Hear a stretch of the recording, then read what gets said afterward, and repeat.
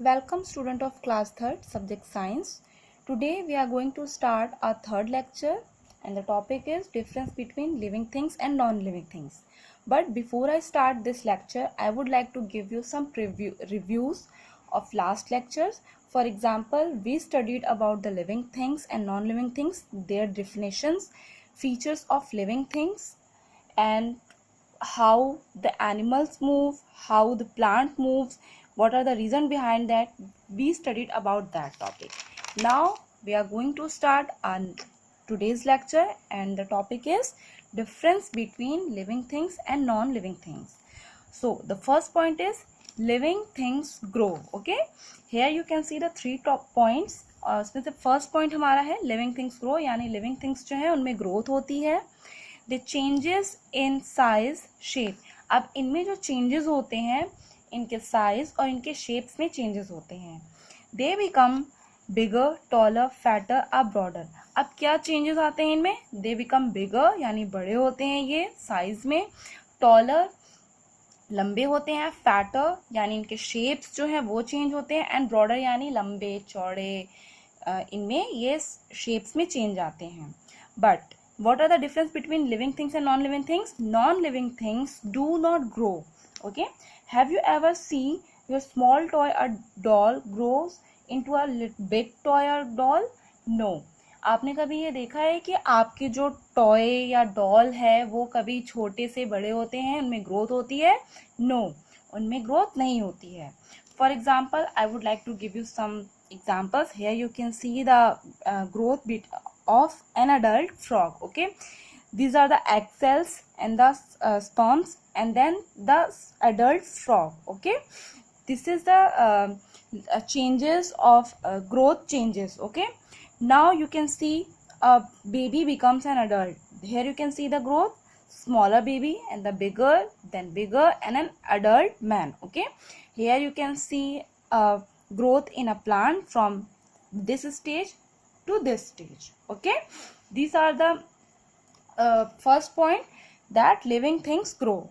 Okay, now the second point is living things respond to changes around them. living things जो होती हैं वो उनके चारों तरफ जो भी changes आते हैं उसके लिए वो response करती हैं. Okay, they respond to protect themselves or to better their chances of survival. Okay, ये लिविंग थिंग्स जो होती हैं उनमें जो भी चेंजेस आते हैं, जो भी चीज़ें उनके आसपास सराउंडिंग में चेंजेस होते हैं उसके लिए वो रिस्पॉन्ड करती हैं.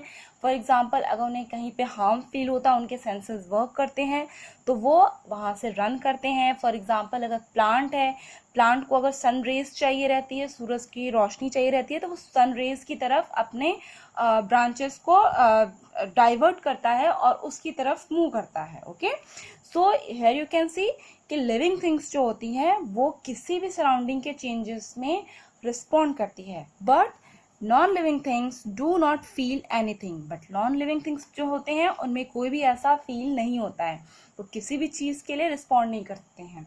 फॉर एग्जाम्पल, आपकी डॉल, आपकी टॉय, ये कभी रोते नहीं है. अगर आप इन्हें हर्ट भी करोगे, they will never cry. Okay, these are the non-living things. but living things जो होती हैं वो respond करती हैं. now the third point is living things need air.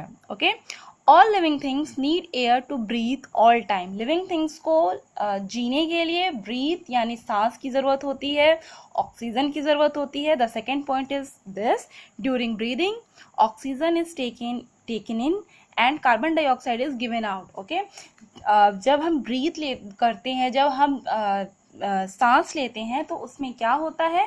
We breathe in oxygen, हम ऑक्सीजन इनटेक करते हैं, ऑक्सीजन को हम अंदर खींचते हैं, ऑक्सीजन को हम लेते हैं. And we breathe out the carbon dioxide, और हम कार्बन डाइऑक्साइड को बाहर निकालते हैं. And the opposite things happen with plants. Okay, plants में क्या होता है? Plants also need air. what is this? carbon dioxide to make food to survive. okay, carbon dioxide plants को चाहिए रहती है. what is the work of plants? plants जो है इनटेक क्या करते हैं? कार्बन डाइऑक्साइड करते हैं, और वो क्या रिप्रोड्यूस करते हैं? ऑक्सीजन. ऑक्सीजन जो हमारे लिए ज़रूरी होती है. Okay, but non living things do not need air to breathe, लेकिन नॉन लिविंग थिंग्स को एयर की कोई ज़रूरत नहीं होती है ब्रीथ करने के लिए, ये रिस्पॉन्ड भी नहीं करते, non living things does not respond, non living things do not need air to breathe. Okay, these are the 3 points. In the next class we will study about the living things need food and water. Okay, till then students, stay safe, study hard. Bye bye.